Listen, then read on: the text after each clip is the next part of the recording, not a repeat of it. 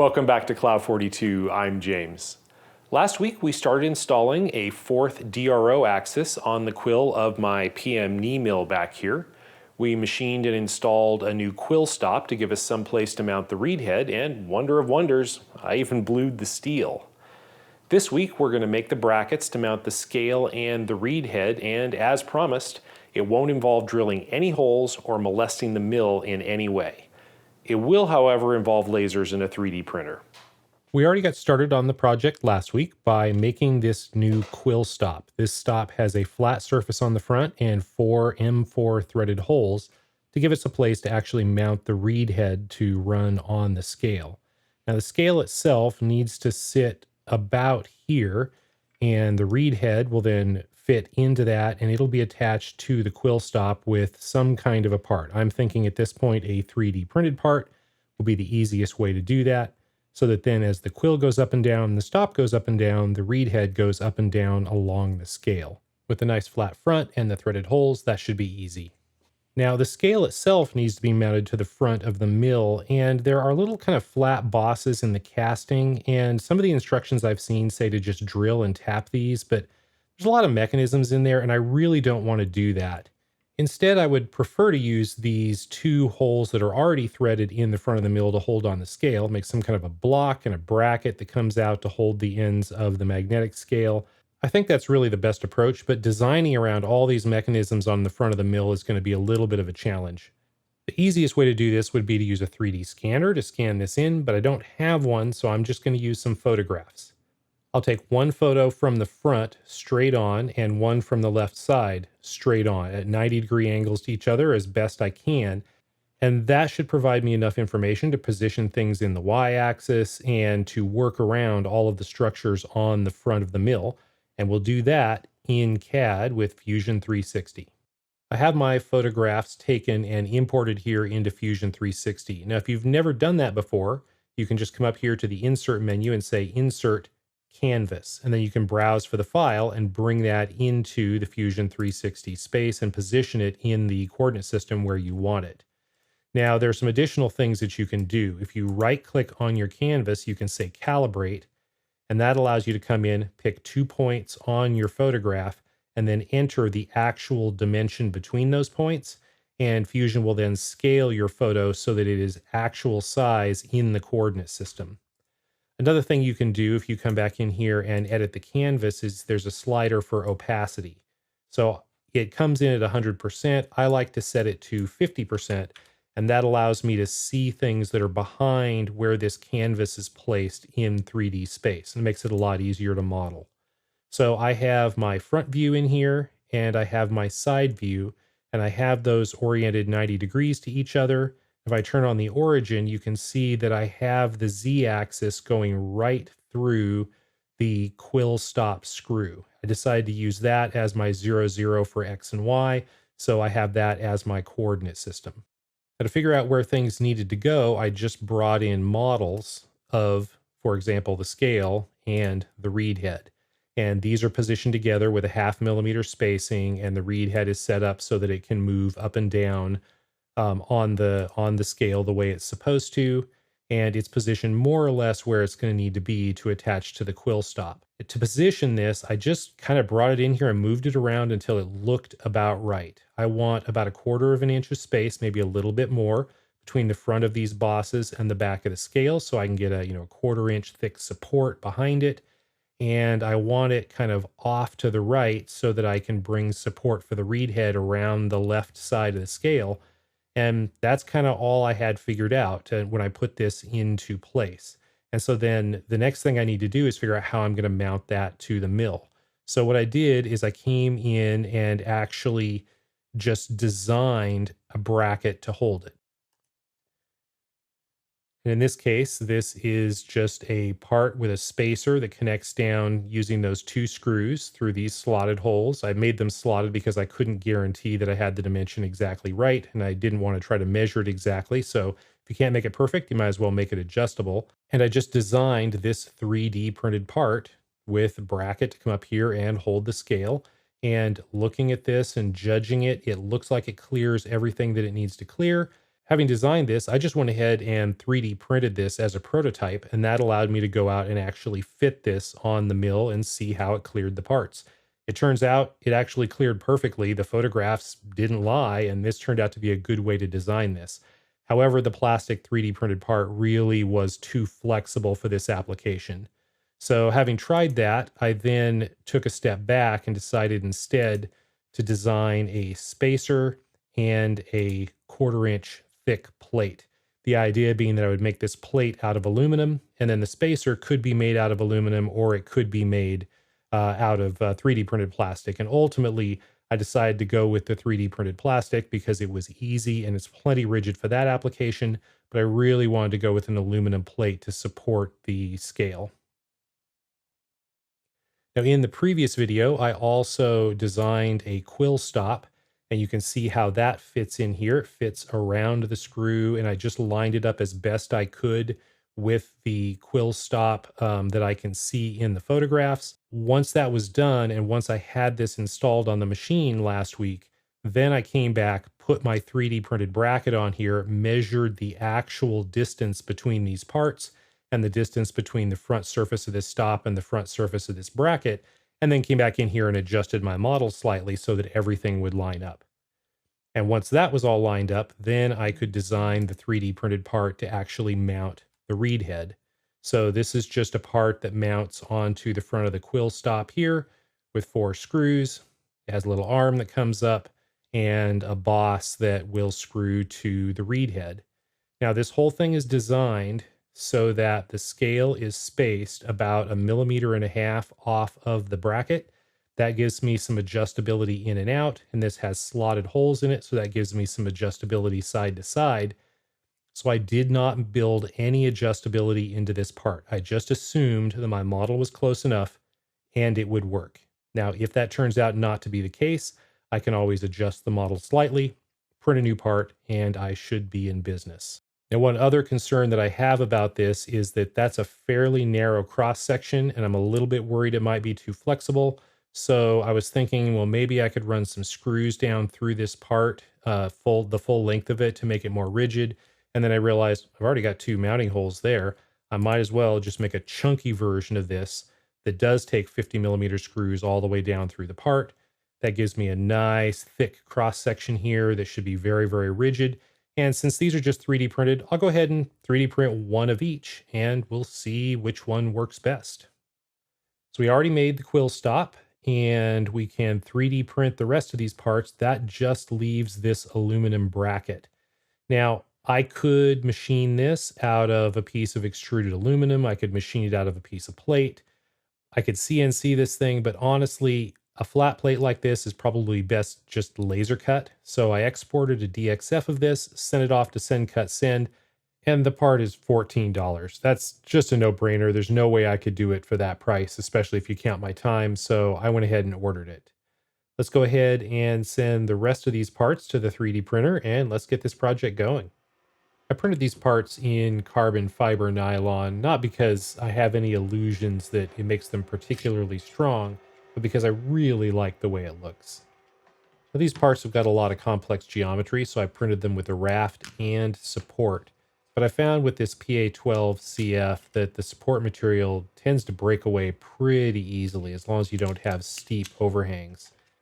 Now, the more surface area there is, the harder it is to break off, but kind of once you get the raft off, the rest of it's flexible and tends to tear off pretty easily, and it leaves a pretty nice finish. Support down in the holes just twists out with a pair of pliers, and it leaves these nice and clean. I think these are ready to go. We do need to put some heat set threaded inserts. I didn't want to run screws directly into the plastic. I didn't think they'd hold very well.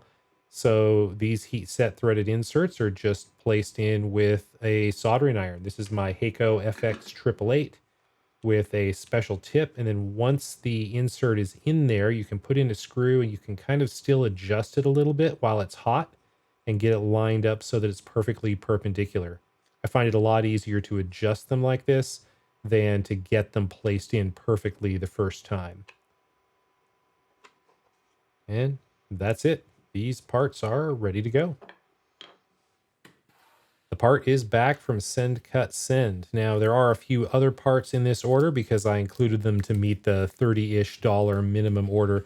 Again, this video isn't sponsored, though they were aware that I was doing this for a YouTube video, and they went ahead and upgraded the shipping to make sure that I would have these on time.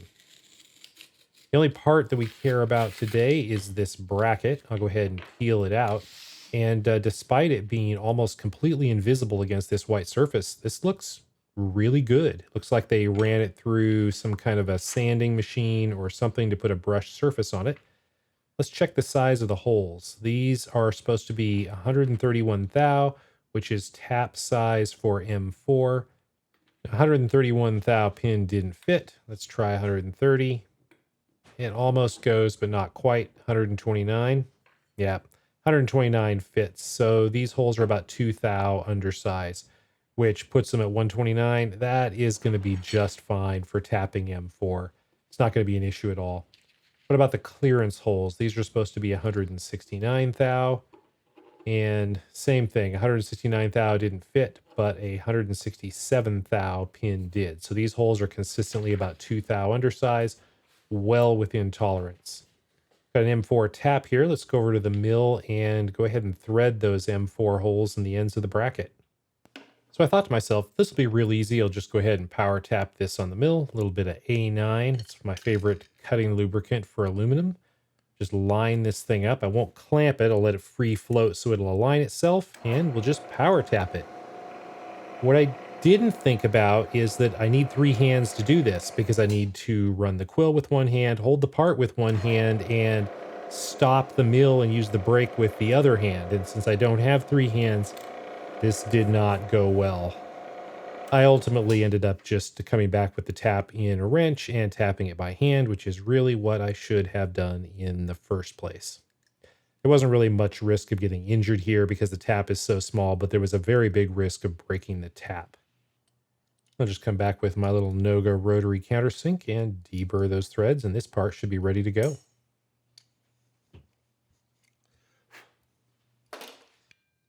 Now, all of these DRO kits come with a cover for the magnetic scale, and I know they have to make these things universal, but I have never been able to use one of these covers as it came from the factory. I've always had to modify it.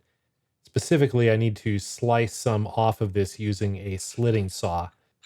I'm using a magnetic dial indicator holder here to hold a 1/4 inch parallel flush with the top of the vise jaw so that I can use it to clamp around the angle in this piece, and I don't have to hold it or line it up by hand. The magnet makes short work of this job.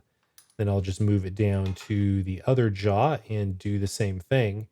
And that will position this part so that I can easily reach where I need to cut with the slitting saw held in an arbor in the mill spindle. If I hadn't come up with this clamping technique, I probably would have just taken the vices off and clamped it down to the table. We'll go ahead and put a TTS collet in here and my TTS slitting saw arbor that I made a few years ago and get ready to cut this off. I made some marks on the part with a pencil, and I'll just line this up by eye. It doesn't need to be any more accurate than that. And then we'll just spin it up and push it into the part.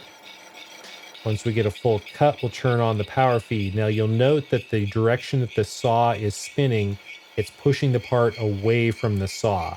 This is a climb cut. If we were doing a conventional cut here, we would risk the part flexing and being pulled into the saw. Once this thing started making a bunch of noise, I realized I should probably lubricate it and grab the WD-40. This part is aluminum, so WD-40 is a good choice for this, though it does get everywhere and make a horrendous mess. I did discover that it makes this a lot quieter if I just hold a finger on the offcut. That was springing up and resonating, and that's where most of the noise was coming from. And that's the end of the cut. Honestly, I was expecting more drama when that piece came free. Now the saw does leave a little bit of a burr, but this little Noga deburring tool makes short work of that.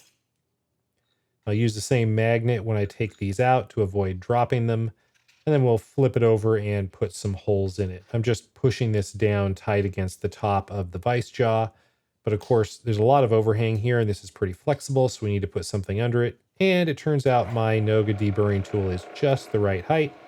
So I'll just slide it in there and provide a little bit of support while I drill.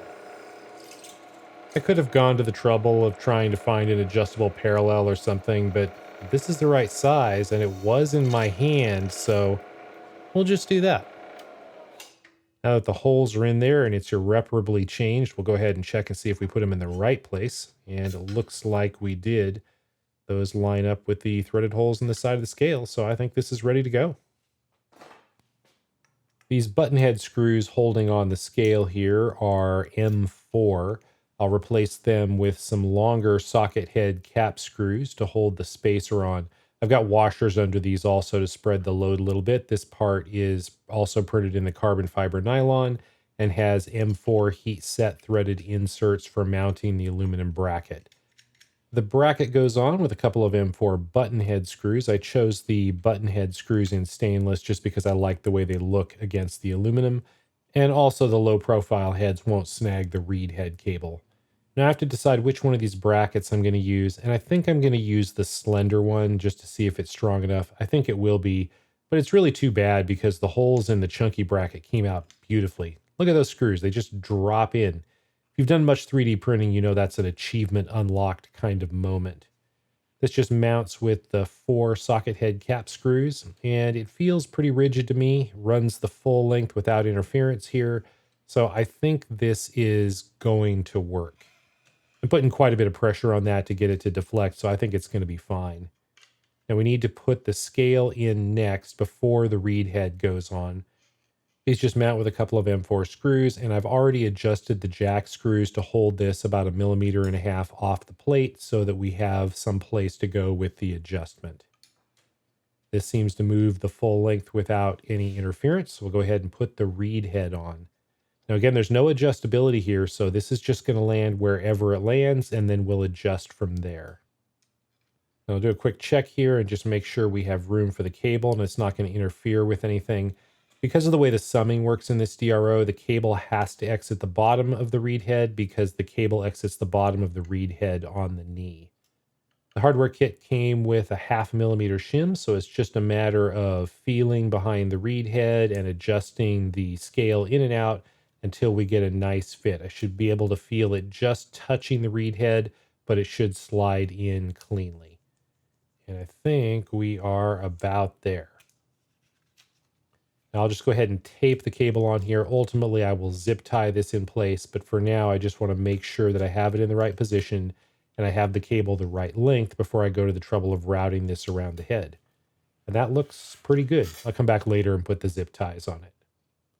Go ahead and hook it up to the U input on the DRO, and the last step for the physical install is just mounting the shield on here. I gotta say that looks pretty nice, all except for the blue tape, which I will replace later. Before I configure the axes for summing, I think I want to change the direction of the Z axis.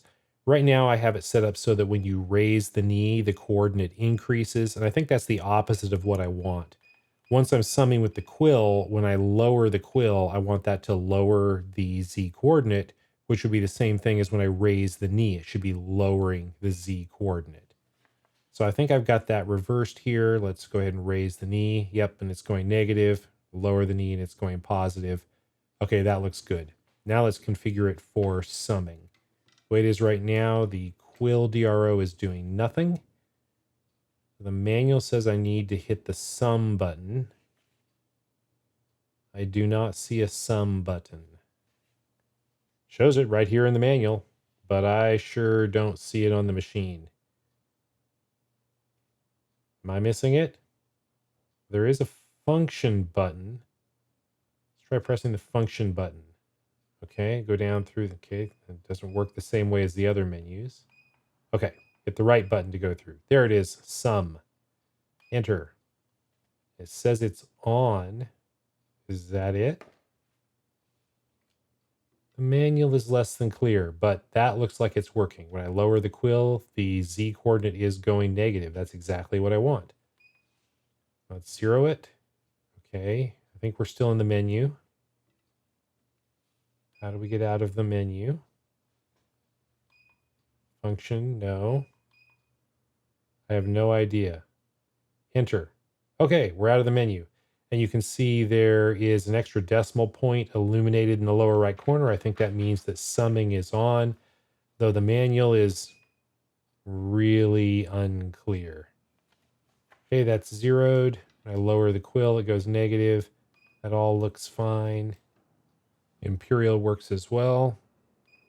I've got a dial indicator mounted on the end of the quill here, and I got a 1, 2, 3 block in the vise, and this will allow us to actually measure the relative position of the quill and the knee. You can see that the decimal point here is illuminated, meaning we are in summing mode. So let me go ahead and get this preloaded right to 0. I'm moving the knee here, and we'll get it just as close to 0 as we possibly can. Adjust it and make sure that that looks exactly right to the camera, and we will 0 the DRO. So now I'll move the quill and then move the knee to bring the DRO reading back to 0. And if all goes well, the dial indicator should also read 0, meaning that we are summing properly and the readings are coordinated. A couple more tenths, and there's 0, and the dial indicator reads 0. I'm going to call that a win. Let's try it again. Let me go ahead and move the quill back up a little ways. Gone up just over 100 thou, and that's what the DRO said. Now let me reposition the knee crank here and get this dialed back to 0 on the DRO and see if we end up at 0 on the indicator. Couple tenths. There's 0, and we're at 0 on the indicator as well. So, within the expected accuracy of a milling machine, this appears to be working. Obviously, we'll want to pay attention to it the first couple times we use it in anger before we fully trust it, but this looks good. There is one more thing I need to address before we can call this project done, and that is the crank for the power down feed. Now, the crank has this little spring pin here that engages a hole in the mechanism to transfer rotational force, but the handle doesn't fully fit on. It now hits the bracket from the power drawbar, and it also hits the bracket for the quill scale. So I need to move this out a little bit. So I just 3D printed a little spacer ring. This is 3/8 of an inch thick and has a matching spring pin in it. So we can put this over the plunger. It engages the hole in the mechanism, and then it has a hole on the other side that will engage the pin in the crank. So we can just install the crank, and we should have the same functionality, but the crank is now spaced away from the machine so that it clears all the stuff that we added. Should still be possible to actuate the plunger here, and it is. So I think that's going to work. I know a lot of people just take these off and throw them away, but I'd like to keep it. It feels good to finish things. This project's only been in progress for, a year and a half? Honestly, what had me stalled was just figuring out how I was going to hold the aluminum bracket for the scale so I could machine all the way around the perimeter. There were a dozen different ways to do it, and thinking about which way was best just kind of got me stuck long enough that I got distracted by another project, or 2, or 5. Consider this a little peek inside how my brain works. If you enjoyed this video or found it useful, leave a like and maybe consider supporting the channel over on Patreon. Patrons can download drawings and 3D printable files for this and all of my other projects. If you have opinions about which way the Z-axis DRO should count, throw those down in the comments. Did I do it right? Did I do it wrong? Did the way I did it make your blood boil? Let me know. Thank you for watching.